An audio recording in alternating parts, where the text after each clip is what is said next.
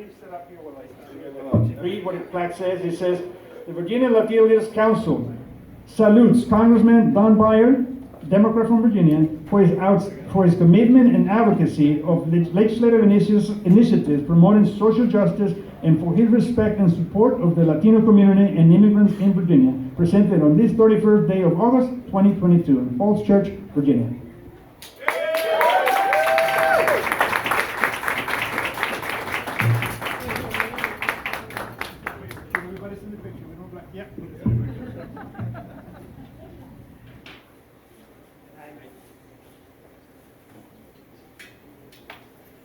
Which is going to be the one in the front page.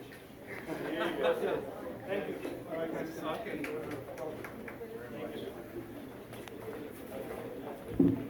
I just came to eat, but I'm so thrilled, and this is way more than I needed or expected. And our small contribution is the least we can do. But I'm so grateful to you for coming together and putting together this Virginia Democratic Leaders Council. First of all, it's wonderful to see how far Latino Americans, Latino Virginians have come.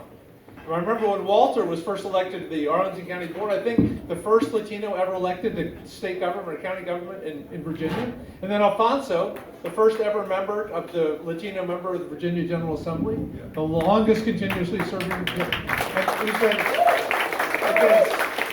And we know what Walter's done in Arlington, like the best place in America to live, wins every possible award. And Alfonso has provided year after year after year just tremendous leadership on the environment and the DACA kids and much else in Virginia.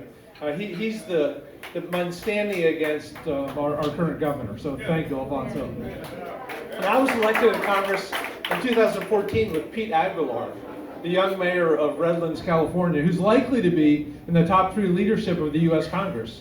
Again, the first Latino ever to be in that position, either speaker or very close to it.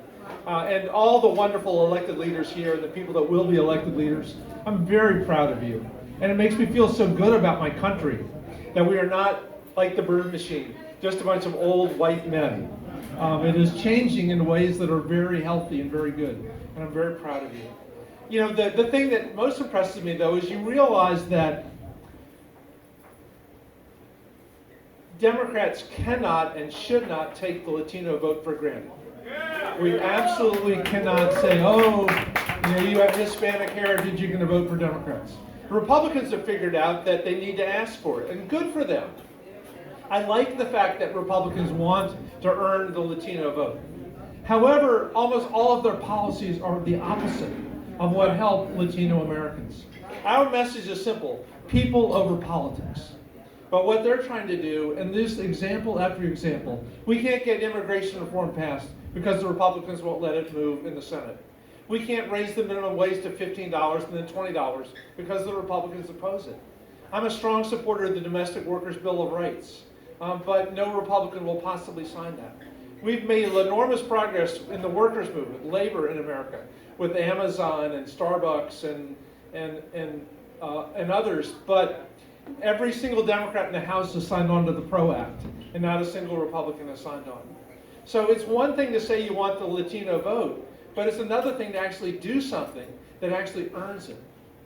And by the way, we can't take it for granted. It is my job, and the job of all the people that I work with, to continue day by day to make sure that our values are based on the people we serve, that we are lifting you up and giving you a chance to fully realize the American dream.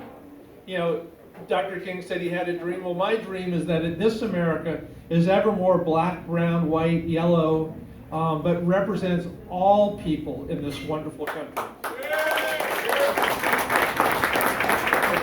And you are doing that, and with this effort, I'm just very proud of you.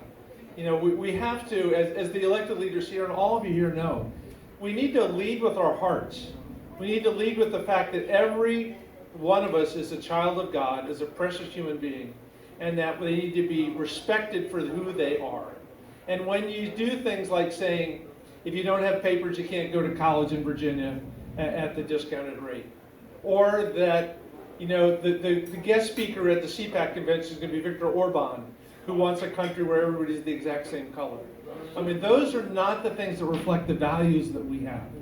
So let me just pledge to you, Walter, and to everyone you bring together, and Alfonso and his leadership, and all the wonderful folks, that I will, in my own humble way, do everything I possibly can to support an agenda that lifts up every Latino American.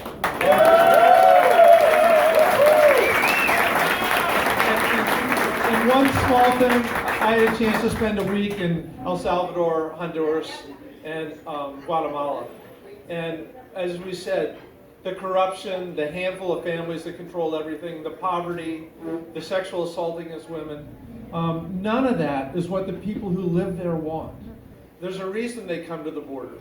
And what we have to do as America, the richest country in the history of mankind, is continue to do everything we can to invest in their economies, in their health systems, in their governments, so that they too can have their own El Salvadorian dream and Guatemalan dream. And they don't need to come here. They can come here because they choose to, not because they have to. But with that, thank you very much for honoring me tonight.